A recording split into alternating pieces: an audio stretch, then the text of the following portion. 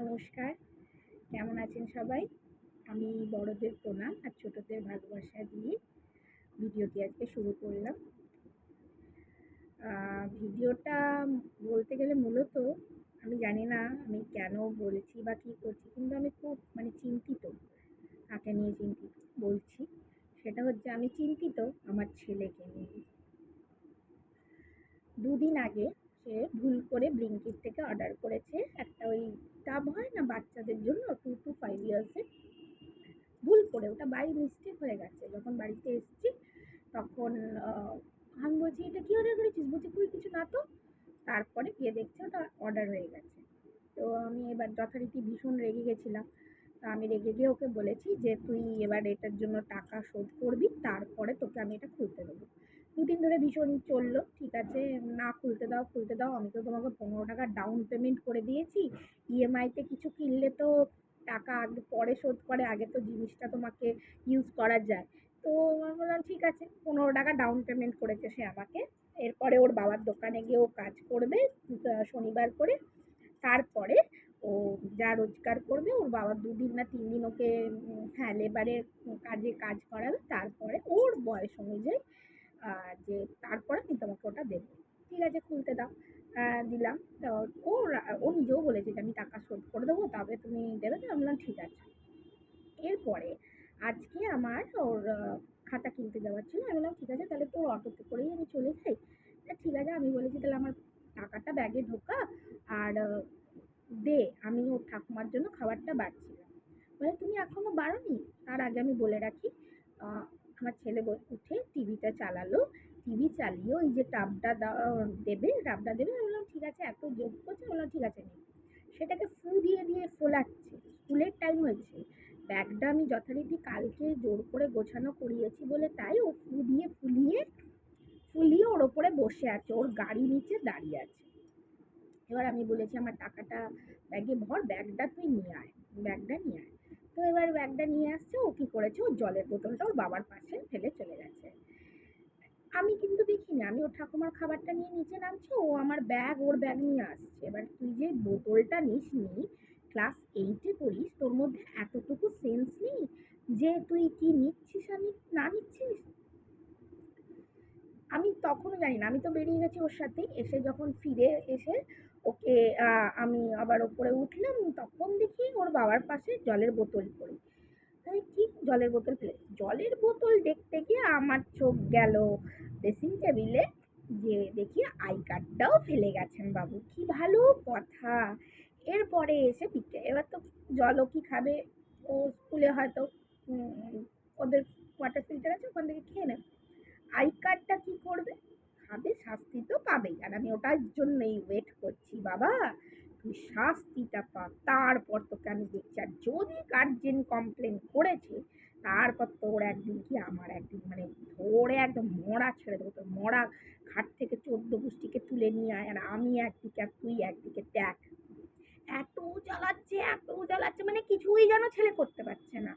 হ্যাঁ, আমি ভাবছি যে আমি ওকে কি মানুষ করলাম। একটা এর বাপ জ্বালালো আমাকে 13 বছর ধরে, আবার ছেলে শুরু করেছে। জীবনটা আমার শেষ হয়ে গেল, বাবার ছেলে মিলে আমাকে শেষ করে দিল একবারে। হ্যাঁ, আগে তো ওর বাবাটা ওরকম করতো, হাতের কাছে ওনাকে আমাকে গেঞ্জি থেকে শুরু করে সব কিছু দিত। তো এখানে ফেলে দিয়ে চলে যাচ্ছে ওখানে, আর চশমা খুঁজে প্রত্যেক দিন বাড়িতে ঢুকলেই যেন আমার আতঙ্ক, যে ওর বাবা এসে বলবে, চশমা কই, এই কই, সেই কই। আরে আমার মা বাবা জন্ম দিয়েছে তোদের বাড়ির কাজের লোক, তোমার বিয়ে হয়ে ঘোরার জন্য? এতদিন ধরে ওর বাবাটা জ্বালালো, এবার ছেলেটা শুরু করেছে। একটা দিকে না তাকালে আমাকে একদম জ্বালিয়ে শেষ করে দিল। এদেরকে দিয়ে কাজ হবে? হ্যাঁ, আমি তো দেখতে পাচ্ছি আমার ভবিষ্যৎটা ভীষণ অন্ধকার। বর্তমানটা তো আমার ক্ষমতা আছে, আমি করছি। এই ছেলে যদি এরকম করে, জলের বোতল ফেলে দিয়ে চলে যাচ্ছে। কালকে আমি ওপর থেকে চিৎকার করবো, টিফিনটা নিয়েছিস? আজকেও বলেছি যে টিফিনটা নিয়েছিস, কিন্তু জলের বোতলটা আমি বলিনি। তাও আমি বললাম যে, হ্যাঁ রে, জলের বোতলটা নিয়েছিস? তবে ও, জলের বোতল নিতে হবে? হ্যাঁ, নিচ্ছি। আর বেশি কিছু বললে, আম্মা, মাম্মা, আমার মাম্মা যান, আমার মা। ওরে বাবা, আদিক্ষেতা কোথাকার!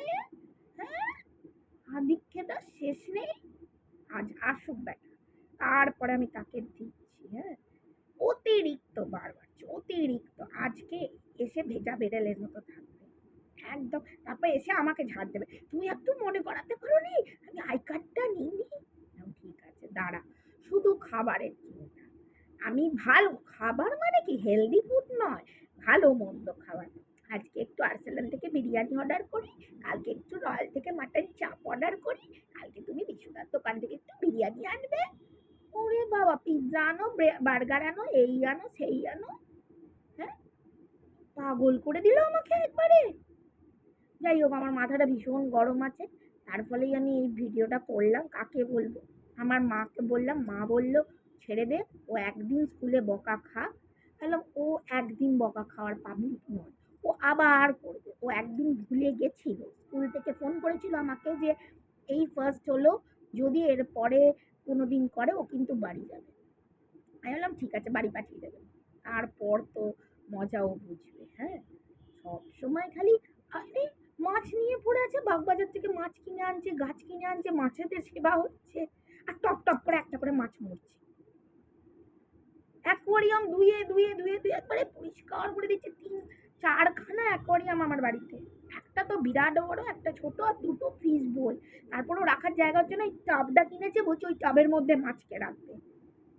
বাড়ি না চিড়িয়াখানা না অ্যাকোয়ারিয়াম হাউস আমি জানি না। এবার তোমাদের যদি কারোর মনে হয় অ্যাকোয়ারিয়ামের মাছ দেখলে, তুমি আমার বাড়িতে আসতে পারো, তোমরা আমার বাড়িতে আসতে পারো, আমি সাদরে আমন্ত্রণ করলাম।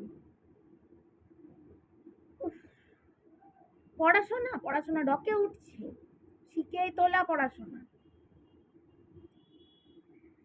ঠিক আছে, আজকের ভিডিওটা আমি এত অবধি রাখলাম। মনটা আমার ভীষণ মানে ডিস্টার্ব ছিল যে জলের বোতল, একে তো কষ্ট হচ্ছে মা যে জলের বোতল ফেলে গেল। আর আমার ছেলে কারোর কাছ থেকে জল টল নিয়ে খায় না, যদিও স্কুলে আছে, কি করে খাবে আমি জানি না, কারণ গ্লাস তো খাবে না।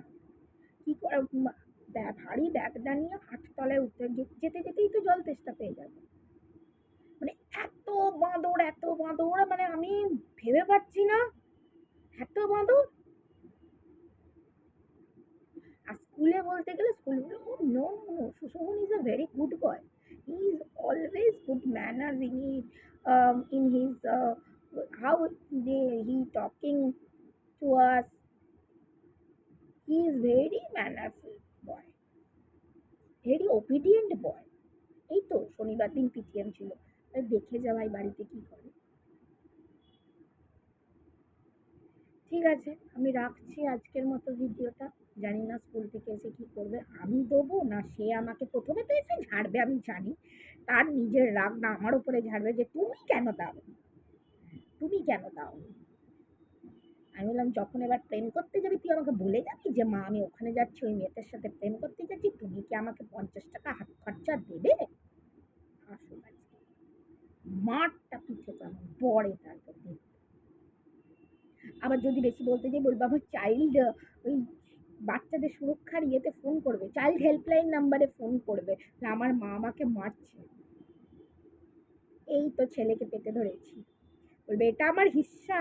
আমাকে কালকে আগের দিন বলছে তুমি তো আমার ব্যাংকে আমার ভাঁড়ে টাকা রাখো, বলেছো তো যে ভাঁড়টা আমার, তাহলে টাকাটাও তো আমার, আমি ওই টাকাটা দিয়ে দিচ্ছি, আমার টাকাটা শোধ হয়ে যাবে, ওই টাবটা কিনে নিয়ে যাবে। তুই তো আমার টাকা আমাকেই শোধ করছিস, বারে বা।